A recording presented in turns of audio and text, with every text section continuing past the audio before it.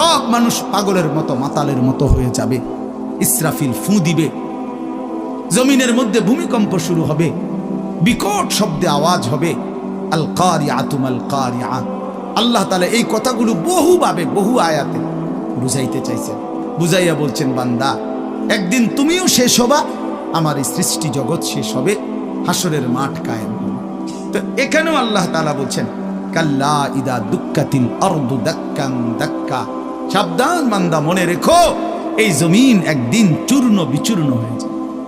কি হবে বলেন না? ওইখানে একটা কথা আছে, লম্বা কথা। অতুহিব্বুনাল মালা হুব্বান জাম্মা।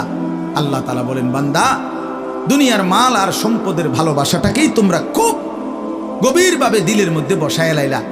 তবে মনে রাখো, দুনিয়াকে তুমি যত ভালোবাসো, যত মজবুত করো, যত বিল্ডিং, যত ফাইলিং, যত মজবুতই হোক না কেন, এটাই মনে রাখো, আমি আল্লাহ এই জমিন, এই সৃষ্টি একদিন ভেঙ্গে চুরে তছনছ করে দেব, চূর্ণ বিচূর্ণ হয়ে যাবে। কাল্লা ইদা দুক্কাতিল আরদু দাক্কান দাক্কা। এরপরে হাসরের মাঠ কায়েম হবে।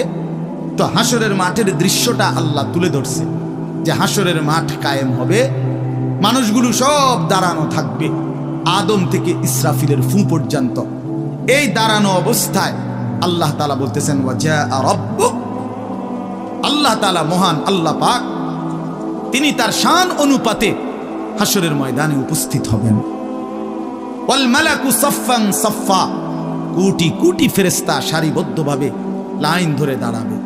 চারদিকে কোটি কোটি ফেরেশতা, মহান আল্লাহ পাক উপস্থিত, আর মানুষগুলো সব দাঁড়ানো। এই কল্পনা করে হাসরের মাঠ। এবার কি হবে? আল্লাহ বলেন, ওয়াজি আয়াউমা ইদিন জাহান্নাম।